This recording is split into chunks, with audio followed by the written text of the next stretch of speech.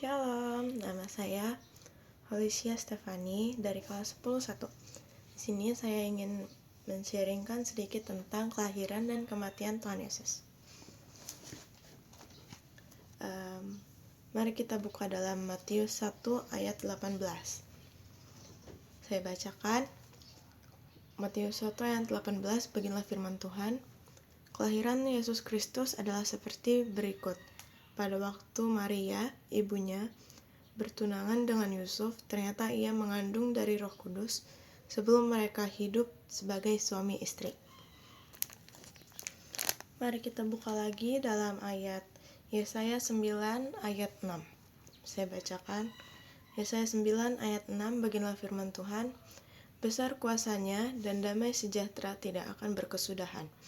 Di atas tahta Daud dan di dalam kerajaannya, ia mendasarkan dan mengkokohkannya dengan keadilan dan kebenaran dari sekarang sampai selama-lamanya. Kecemburuan Tuhan semesta alam akan melakukan hal ini. Jadi, sharing saya untuk kelahiran Tuhan Yesus ini menceritakan bersharing tentang Maria telah mengandung anak Roh Kudus dan itu adalah Yesus. Anak Roh Kudus itu seperti dia seperti manusia, tapi dia juga Allah. Lalu di sini dikatakan sangat besar kuasanya dan damai sejahtera tidak akan berkesudahan. Karena sungguh besar kasih Allah akan dunia ini, jadi dia selalu kasih dia tidak pernah berkesudahan dan dia selalu tidak pernah lupa dengan apa yang kita lakukan.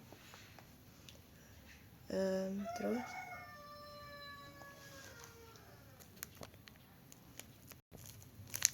dan bagaimana kematian Tuhan Yesus? Mari kita buka dalam kitab Matius 27 ayat 45 sampai 56.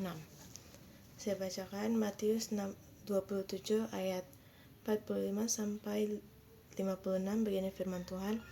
Mulai dari jam 12 kegelapan meliput seluruh daerah itu sampai jam 3.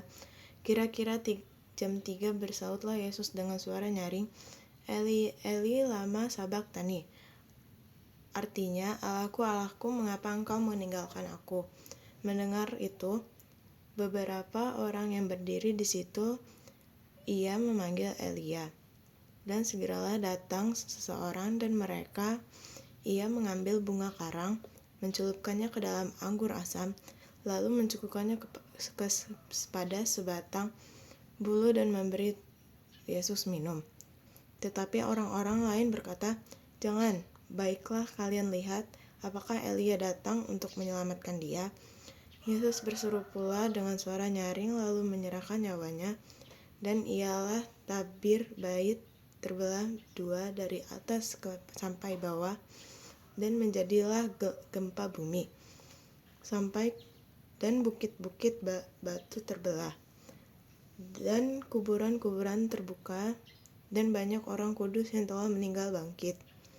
Dan sesudah kebangkitan Yesus, mereka pun keluar dari kubur, lalu masuk ke kota kudus dan menampakkan diri ke banyak orang. Kepada pasukan dan prajurit-prajurit yang menjaga Yesus, menjadi sangat takut ketika mereka melihat gempa bumi dan apa yang telah terjadi, lalu berkata, sungguh, ia adalah anak Allah. Jadi, karena Tuhan Yesus ini di jam 12 kegelapan, dia mulai menyerahkan nyawanya untuk disalibkan.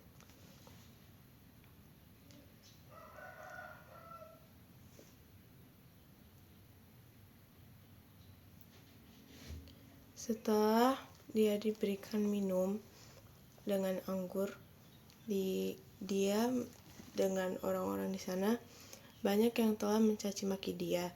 Jadi dia sudah menyerahkan dirinya kepada supaya disalibkan. Mari kita buka dalam ayat terakhir, yaitu Roma 8 ayat 11. Saya bacakan Roma 8 ayat 11, beginilah firman Tuhan. Dan jika roh Ia yang telah membangkitkan Yesus dari antara orang mati